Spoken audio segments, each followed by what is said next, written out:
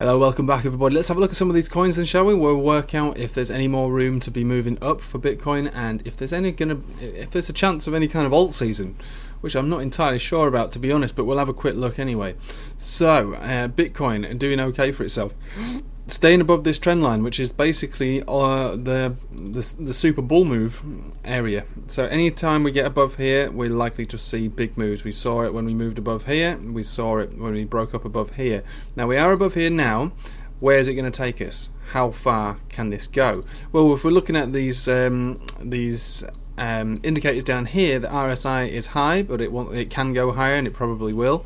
The MACD is high, and it can go higher, and it definitely will. And the money flow index is high, but it can definitely go higher. So I don't personally think that this is a top. I think that there will be a larger move, and the move could quite easily take us another 5, maybe even 10% from where we are at this current time, bringing us to roughly around $15,000 for one single Bitcoin. That could happen. That's 10% from where we are now. That can definitely happen. At that point, however, I would think that we're going to cool down, maybe more than cool down. We'll probably come all the way back down to test this trend line, wherever that might be at the time.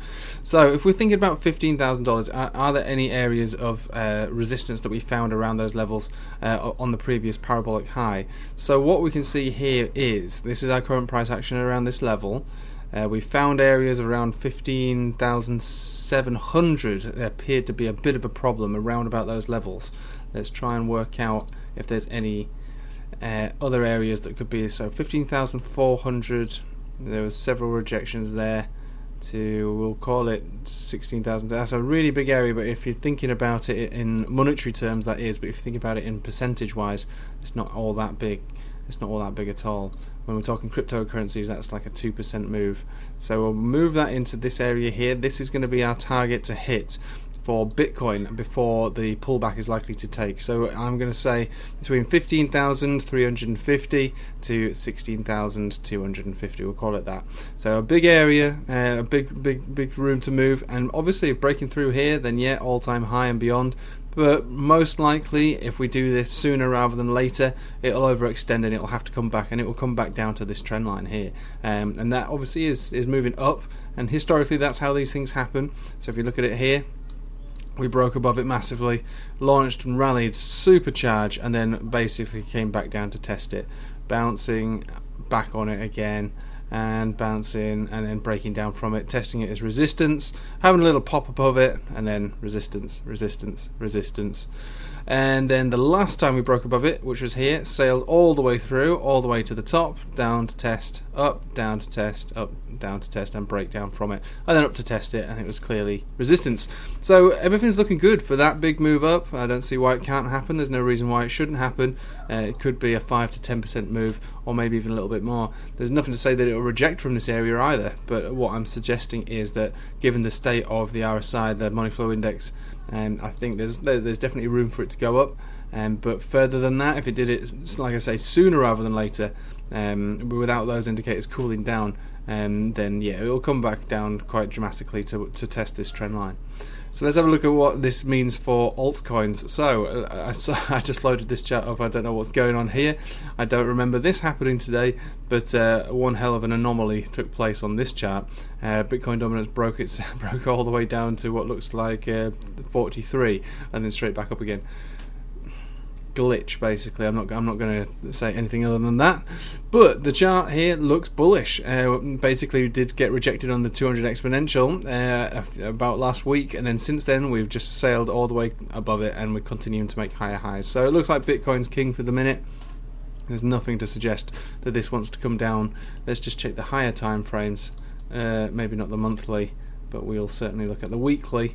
And the weekly, okay, so we could end up being rejected around this level, which is 68% dominant.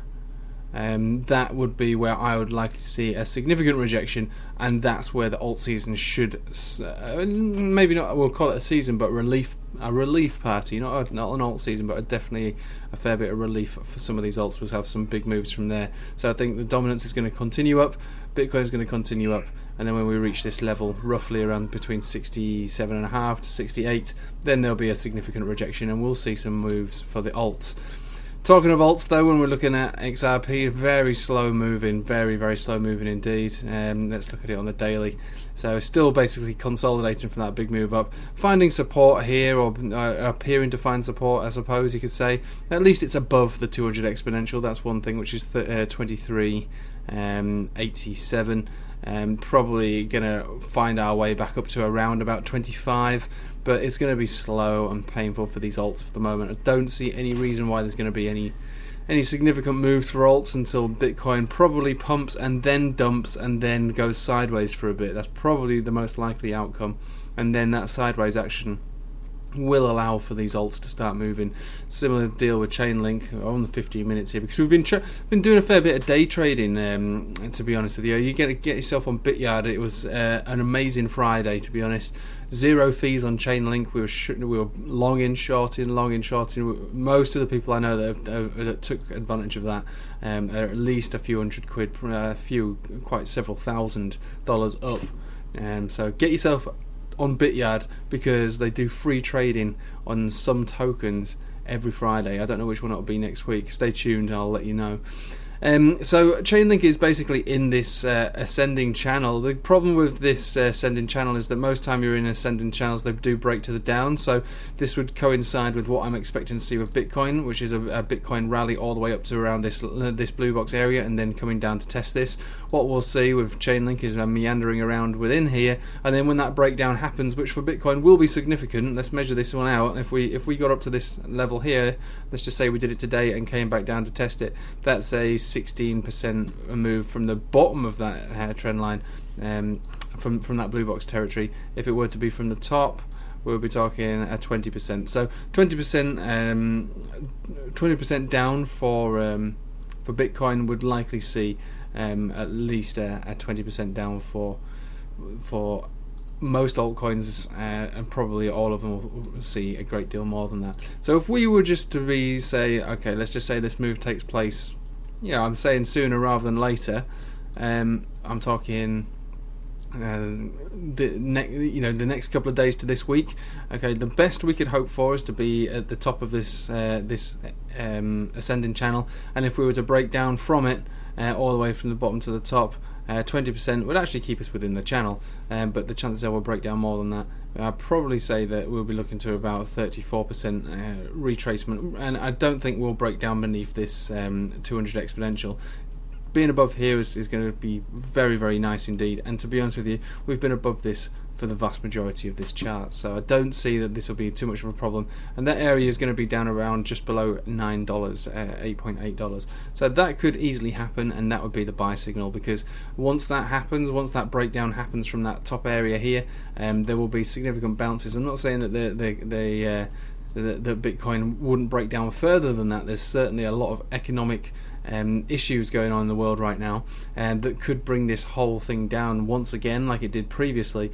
However, if we put that aside and just read into the chart, the chances are we'll come down to test this trend line, and that's where we will stay above, hopefully. Now, that's not always the case, but usually if we're going to get a parabolic move, we will test the trend line again, we will get relief bounces, test it again, and if we do break down, we'll know, because we'll end up having these relief bounces will basically diminish over time. That's how it generally has worked, all the way up. Relief bounce, and they just get smaller and smaller over time, basically consolidating from a big move, and then it will break down from there. But this is, we're all just working out theories here. For the moment, in the short term, Bitcoin looks very much to me like it wants to test these areas up here, and this is where it's going to hit. And alts, unfortunately, are going to lag behind all of this, and probably not get hardly close to the moves that Bitcoin's going to do. And then only when we get to this level on dominance, which is around 68, will we see a significant rejection, and that will cause alts to start to rally. So alts going to be relatively flat, I think, until this move is played out for Bitcoin. And I'm going to leave it with you there. Thank you for watching. Like I say, subscribe to the channel, like, and do all the businesses that that helps my channel grow. And also get yourself set up for Bityard for obviously next Friday's fearless trades. You don't want to be missing out on that. It's just too easy to make money. Thank you for watching, and have a nice evening. Take care.